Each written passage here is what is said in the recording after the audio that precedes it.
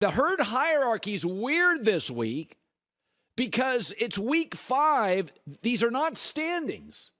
I got a team with a losing record in here. They're not standings.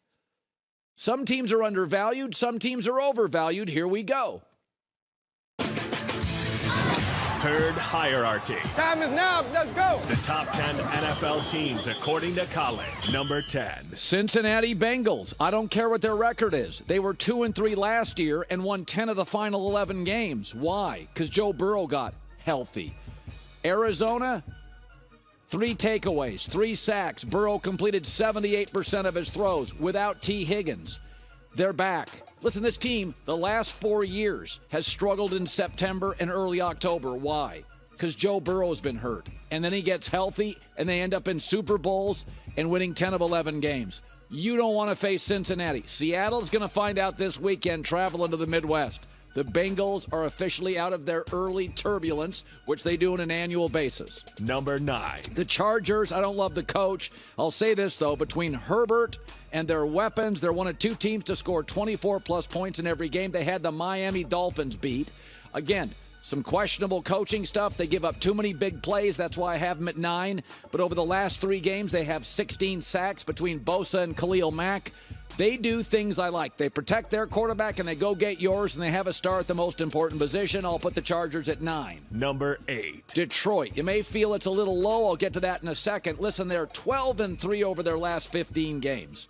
A 4-1 record, their best start in like 12 years. There's a lot to like about them.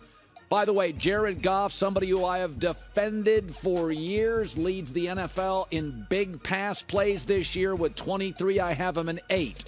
Number 7. 1 spot behind Seattle that beat them. Seattle runs the ball more effectively, back-to-back games with 100-plus rushing yards. Seattle gives the ball away. Geno, fewer mistakes, only 1 giveaway on the NFL season for Seattle. And Seattle's offense, 29 a game, is right there with Detroit. They take care of the ball a little better than Detroit. They beat Detroit, and they have now a 2-man rushing attack, which is scary. Geno, whether or not he hoists a trophy, completing 68% of his throws. He doesn't make a lot of big mistakes, and Pete Carroll loves that. Seattle at 7. Number 6. Buffalo. I think they're out of the Super Bowl hunt with Milano and Tre'Davious White out. They're not the same defense. Those are their 2 great defensive players. Their best corner, their best linebacker. Milano's a stud, top 5 linebacker in the sport. But they still sack the quarterback. They still take the ball away, and they have Josh Allen. They're going to win a lot of games. At the trading deadline, can they go make a move for a top linebacker or a corner?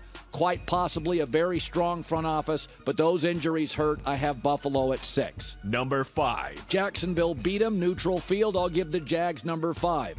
Here's the thing about them. Offense, top 10. Would be higher except for all the drops in the first 3 weeks. Their defense, 11 takeaways, second most in the NFL. Again, like Cincinnati, early season turbulence due to receivers not catching the ball. If you watch this game, man, Trevor Lawrence at times put on a show. 474 yards against Buffalo. I think Jacksonville's going to now start racing and peeling off W's. I have them at 5. Number 4. Miami. Now, my final 4 teams I usually feel are Super Bowl level teams. They have the number 1 offense, the 3 fastest players, 3 games with over 500 yards. The rest of the NFL has 0 combined. Tyreek Hill, just one of many guys who you can't catch. I think they're clever. I think they're a little ahead of the league offensively. I do worry about their defense. I do think it will get better. Jalen Ramsey returns. I think there's some limitations to what it is. But now I look at Buffalo's defense without their best corner and linebacker, and now there's limitations on what Buffalo can do. I have Miami at 4. Number 3. Philadelphia. Listen, 4 straight games with 400-plus yards. I still think they're trying to find an identity, and Jalen Hurts is 4 picks last 4 games. Not quite right. Love him. Franchise guy. But it still feels like they're trying to find their identity. Rams was a great example. They completely physically dominated it, but couldn't put them away until the, midway through the 4th when they were clearly the superior team. A.J. Brown, though, has caught fire 3 straight games, 150-plus yards, Philadelphia at 2. Number 2. All right, 4-0, Kansas City since Travis and Chris Jones returned. I'm going to go with the Chiefs, who are 4-1 overall. It's the best third down offense in the sport. That's Andy Reid and Mahomes. I think it's the most talented defense in terms of speed and expense. It's inexpensive, fast, and really good. We've seen Mahomes with great offensive support. I don't think we've seen a defense that good.